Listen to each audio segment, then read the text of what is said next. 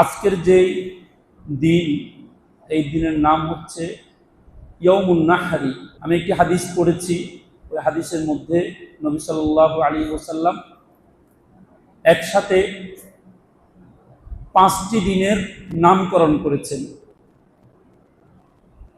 ওই 5টি দিন হচ্ছে জিলহজের 9 তারিখ, 10 তারিখ, 11, 12, 13 তারিখ। জিলহজের যে 9 তারিখ সেটির নাম ইয়াউম আরাফা, আরাফার দিন। জিলহজের যে 10 তারিখ সেটির নাম রেখেছেন ইয়াউমুন নাহরি, নাহারের দিন। নাহার মানে হচ্ছে জবাই করা, কোরবানি জবাই করা, কোরবানি জবাইয়ের দিন। আর তৃতীয় নামটি হচ্ছে আইয়ামুত তাশরিক। 11, 12, 13 এই 3 দিনের নাম হচ্ছে আইয়ামুত তাশরিক, তাশরিকের দিন। তাশরিক শব্দের অর্থ হচ্ছে গোশতকে টুকরা টুকরা করে রোদ্রে শুকানো। গোশত সংরক্ষণের যে পদ্ধতি আমাদের কাছে এখন আছে, ফ্রিজের ব্যবস্থা, এটা আরব যুগে, তখনকার যুগে ছিল না। তখনকার যুগে না, আজ থেকে 100-150 বছর আগেও তো ছিল না। এই যে ফ্রিজের ব্যবস্থা, এর আগে মানুষ গোশত শুকাতো কিভাবে? মানুষ গোশত শুকাতো কেটে কেটে ছোট ছোট টুকরা করে রোদ্রে শুকাতো, রোদ্রে শুকাতো। তো এই রোদ্রে শুকানোকে, গোশতকে টুকরা টুকরা করাকে বলা হয় তাশরিক। যেহেতু 10 তারিখে কোরবানি হয়, ওই দিনের নাম ইয়াউমুন নাহার।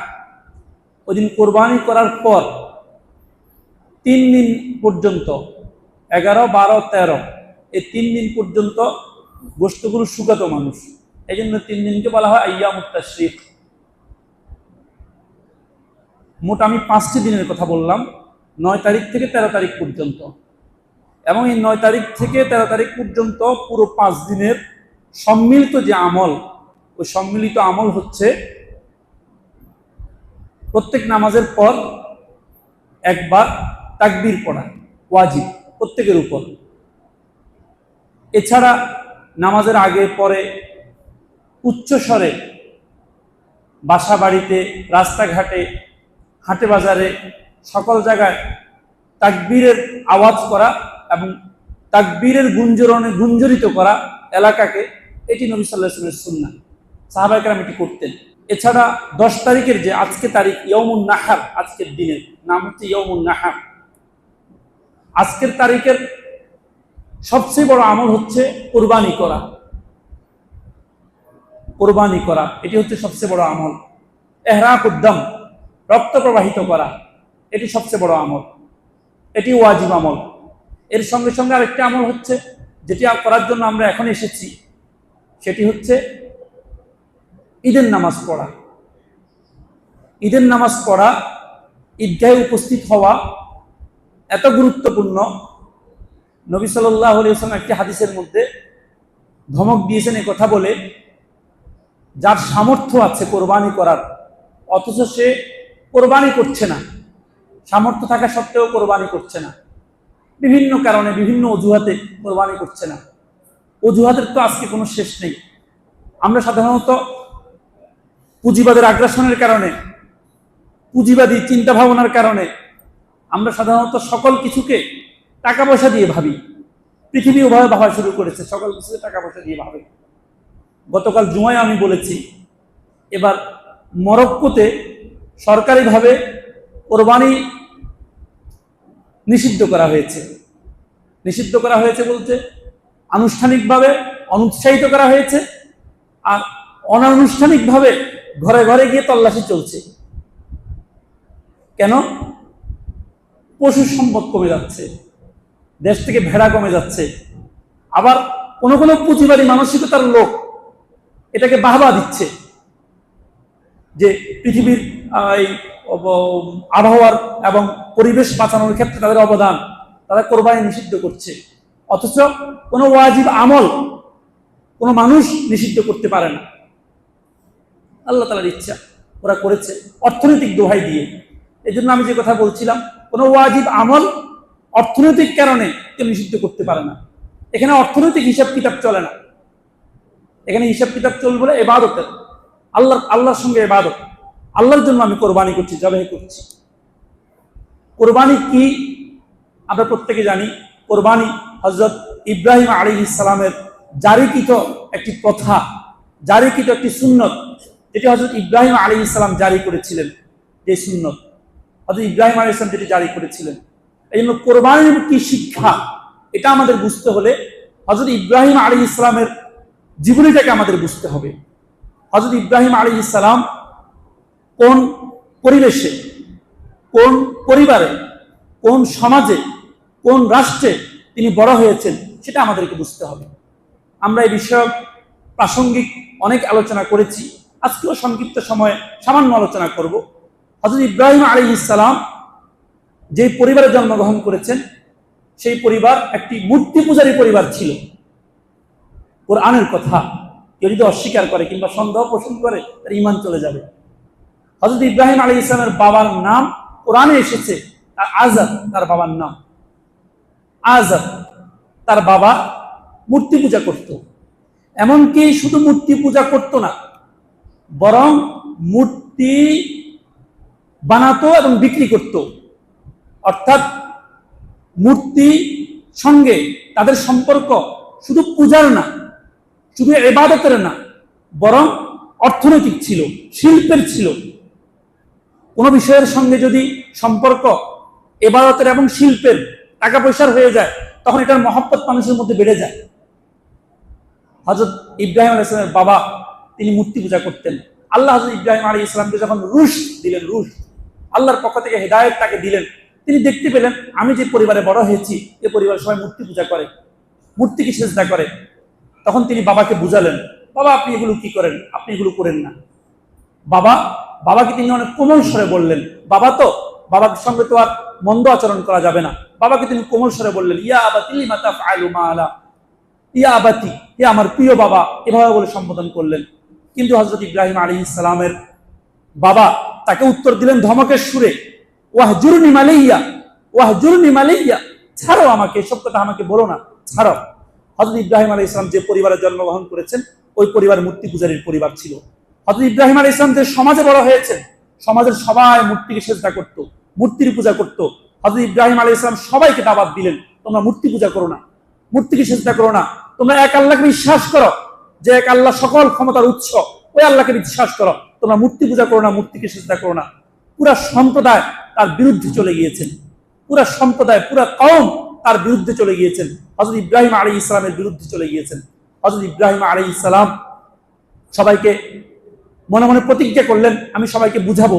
কিভাবে বুঝাবেন তিনি বুঝানোর একটা প্রক্রিয়া গ্রহণ করলেন, একটা যৌক্তিক প্রক্রিয়া গ্রহণ করলেন। ও প্রক্রিয়ার বিবরণ কোরআন মাজিদের মধ্যে আছে। কোরআন মাজিদের মধ্যে হযরত ইব্রাহিম আলাইহিস সালাম, তার বাবা এবং তার বাবার সংলাপ, হযরত ইব্রাহিম আলাইহিস সালাম এবং তার সমাজের সংলাপ, এই সংলাপগুলো সব কোরআন মাজিদে আছে। কোরআন মাজিদে আল্লাহ তাআলা বলেছেন হযরত ইব্রাহিম আলাইহিস সালামের কওম, সম্প্রদায়ের লোক, এদের বাৎসরিক উৎসব হতো, একটা মেলা হতো। সবাই মেলা যাচ্ছে, তাকে জিজ্ঞাসা করলো তুমি যাবে না? বললো আমি ইন্নী সাকিম, আমি অসুস্থ, আমি যাব না। সবাই যখন গেল, সবাই যাওয়ার পর তিনি মূর্তির ঘরে গেলেন। মূর্তির ঘরে গিয়ে তিনি মূর্তির সঙ্গে কথা বললেন। মূর্তির সঙ্গে যে তিনি কথা বলেছেন এটাও কোরআন মাজিদের মধ্যে আছে। তাদেরকে জিজ্ঞাসা করলেন, তোমরা কি কথা বলতে পারো? তোমরা কি শুনতে পারো? তোমাদের সামনে এই যে খাবার দাবার পড়ে আছে, তোমরা কি খেতে পারো? এগুলো কোনো উত্তর দিচ্ছে না। হযরত ইব্রাহিম আলাইহিস সালাম সব মূর্তিগুলোকে ভেঙে দিলেন। সব মূর্তিগুলোকে ভেঙে তিনি বড় মূর্তি, যেটি বড় মূর্তির কাঁধে তিনি কুড়ালটা দিয়ে দিলেন, যুক্তিপূর্ণ করলেন তিনি। সবাই যখন এলে দেখলেন তাদের মূর্তির ঘর, মূর্তি ভাঙ্গা। সবাই যখন বলল কে এই কাজ করলো, মান ফাআলা হাযা বিআলিহাতিনা, কে এই কাজ করলো? এবার সবাই উত্তর দিল, সামি'না ফাতান ইয়াযকুরুহুম ইউকালু লাহু ইব্রাহিম, আমরা আমাদের সমাজে একজন যুবককে দেখেছি, এই যুবক এই মূর্তিতে সমালোচনা করে, সম্ভবত সে এই কাজ করেছে। সবাই গিয়ে তাকে ধরেছে, তুমি এই কাজ করেছ? হযরত ইব্রাহিম আলাইহিস সালাম প্রজ্ঞাপূর্ণ উত্তর দিলেন। তিনি বললেন, আচ্ছা আমি করেছি, এদেরকে জিজ্ঞাসা করো না, তাদেরকে জিজ্ঞাসা করো কে করেছে এই কাজ। তখন সবাই গিয়ে দেখলো বড় মূর্তির গলায় কুঠাল লাগানো। সবাই জিজ্ঞাসা করলো কে এই কাজ করেছে।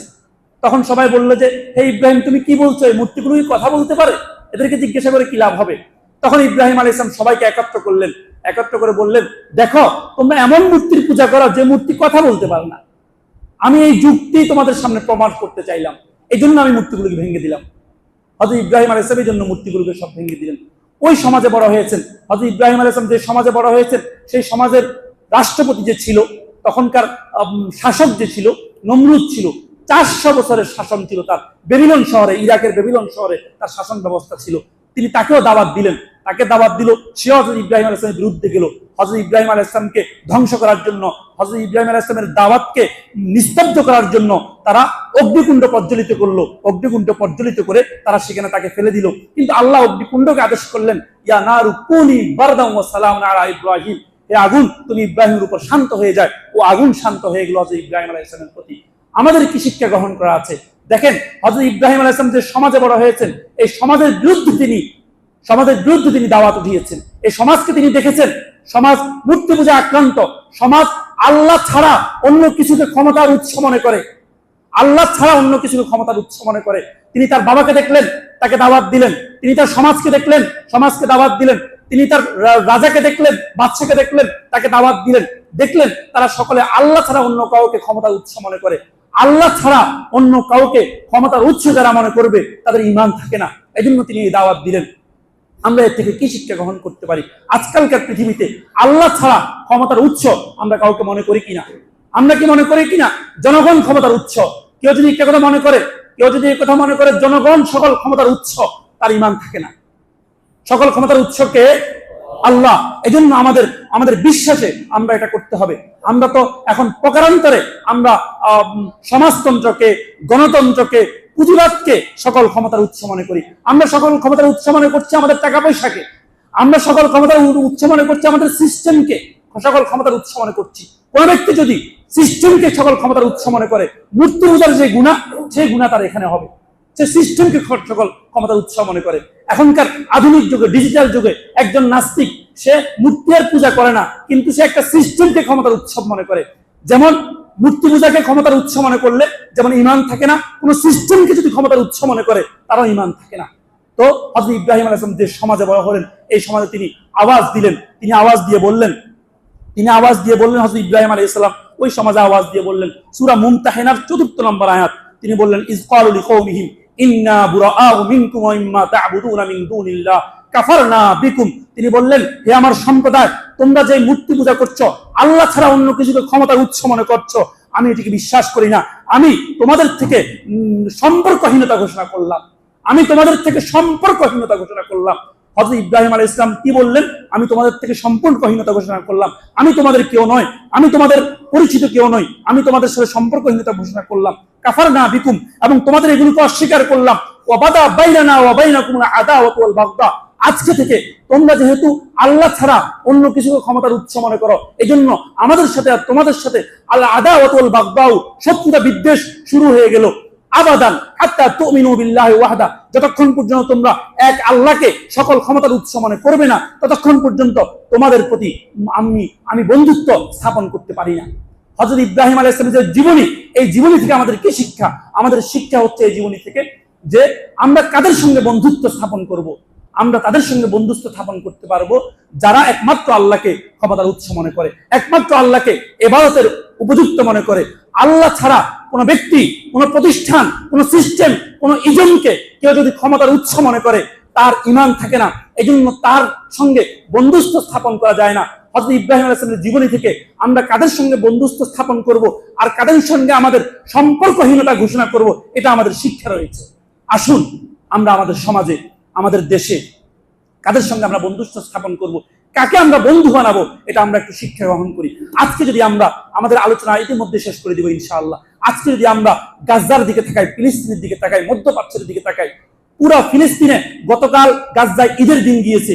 ঈদের দিন পর্যন্ত বর্বরোচিত হামলা করেছে ইহুদিরা, মুসলমানদেরকে মেরে ফেলছে। খাবারের লাইনে ত্রাণের জন্য ডেকে নিয়েছে, ত্রাণ আটা দিবে, ত্রাণের জন্য ডেকে নিয়েছে, ডেকে নিয়ে ওখানে বোমবিং করছে। গতকাল ঈদের দিনও বোমবিং করছে। আমরা আজকে পশু জবাই করছি, আনন্দ করছি। গাজার এক ভাই গতকাল বলছে, হে বিশ্বের মুসলমানরা, তোমরা আজকে গরু জবাই করছো, পশু জবাই করছো, আর আমরা আমাদের সন্তানদেরকে চোখের সামনে জবাই করছি। আমরা আমাদের সন্তানদেরকে চোখের সামনে জবাই করছি। কেন এই অবস্থা হলো? এই অবস্থার একমাত্র কারণ আরব শাসকরা, মুসলমানরা দায়ী এর জন্য। কিভাবে মুসলমানরা দায়ী? কারণ মুসলমানরা কাফেরদের সঙ্গে বন্ধুত্ব স্থাপন করেছে।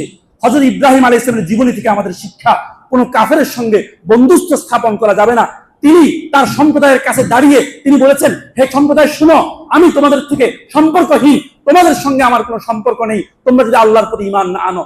আর এই আরব শাসকরা, সৌদি আরবের যে শাসক রয়েছে যুবরাজ, আবুধাবির যে শাসক রয়েছে, কাতারের যে শাসক রয়েছে, গত মাসে ওই যে আমেরিকার ট্রাম্পকে এনে তারা প্রায় $3 ট্রিলিয়ন তারা চুক্তি করেছে।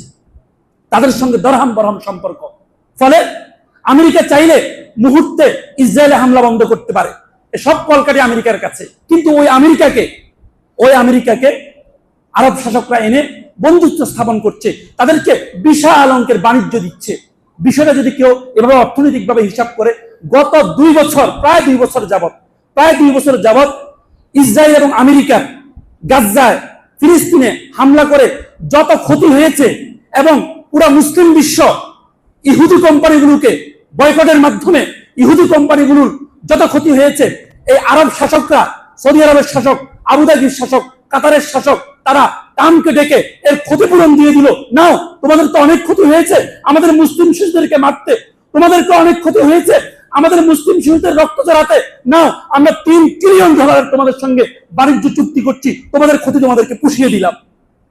আজকে যদি আরব শাসকরা তারা দাঁড়িয়ে যদি আরব শাসকরা দাঁড়িয়ে বলে, হ্যাঁ আমেরিকা শুনে রাখো, তোমাদেরকে যদি আগামীকাল যদি তোমরা মধ্যপ্রাচ্যে, আগামীকাল যদি তোমরা গাজায়, আগামীকাল যদি তোমরা ফিলিস্তিনে হামলা বন্ধ না করো, তাহলে এই মধ্যপ্রাচ্য থেকে কোনো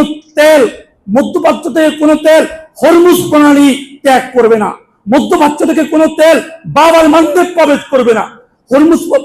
মধ্যপ্রাচ্য থেকে কোনো তেল জিব্রাইলটা প্রণালী দিয়ে যাবে না। জিব্রাইলটা প্রণালী বন্ধ হয়ে যাবে। আটলান্টিক এবং ভূমধ্যসাগরের মাঝখানে পথ, বাবাল মন্দির বন্ধ হয়ে যাবে। আরব সাগর এবং লোহিত সাগরের মাঝে পথ, হরমুজ প্রণালী বন্ধ হয়ে যাবে। যদি এই ঘোষণা দেয় আরব দেশগুলো, আমাদের থেকে কোনো তেল আমেরিকা যাবে না, ইউরোপে যাবে না, তাহলে কালকে দেখবেন গাজায় হামলা বন্ধ হয়ে যাবে। কিন্তু মুসলিম শাসকরা কি করেছে? আল্লাহর আদেশকে অমান্য করে আল্লাহ তাআলা আদেশ করেছেন সূরা মায়েদার 51 নম্বর আয়াত, ইয়া আইয়ুহাল্লাযীনা আমানু, হে মুমিনরা, লা তাত্তাখিযুল ইয়াহুদা ওয়ান নাসারা আউলিয়া, তোমরা ইহুদি এবং নাসারাদেরকে বন্ধু রূপে গ্রহণ করো না। বা'দুহুম আউলিয়াউ বা'দ, এই ইহুদি নাসারারা একে একের বন্ধু, ওরা একে একজনের বন্ধু।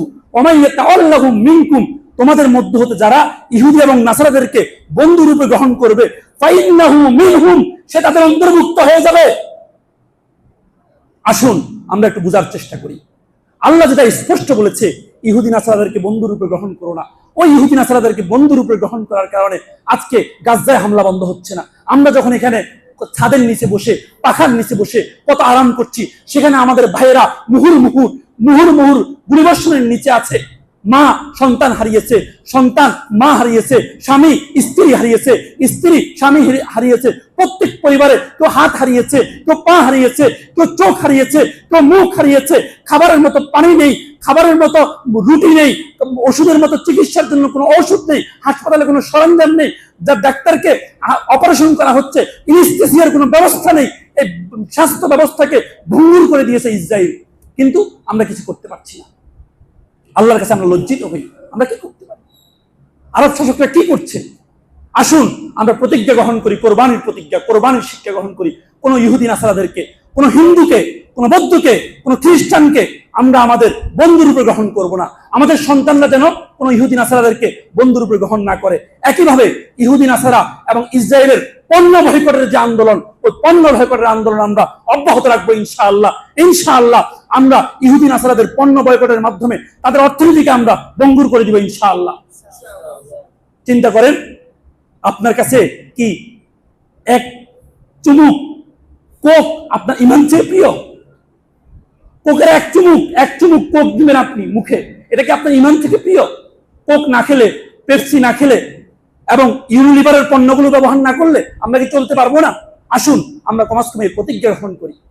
আমরা কমাস কমের প্রতিজ্ঞা গ্রহণ করি আল্লাহ তাআলা আমাদেরকে কোরবানির মূল শিক্ষা যেটা আমরা বললাম ইব্রাহিম আলাইহিস সালামের জীবনী থেকে আল বারাআ অর্থাৎ কাফের মুশরিকদের সঙ্গে সম্পর্কহীনতার ঘোষণা আল্লাহ আমাদেরকে এটি পরিপূর্ণ বাস্তবায়ন করার তৌফিক দান করুন ওয়া আখিরু দাওয়ানা আলহামদুলিল্লাহি রাব্বিল আলামিন।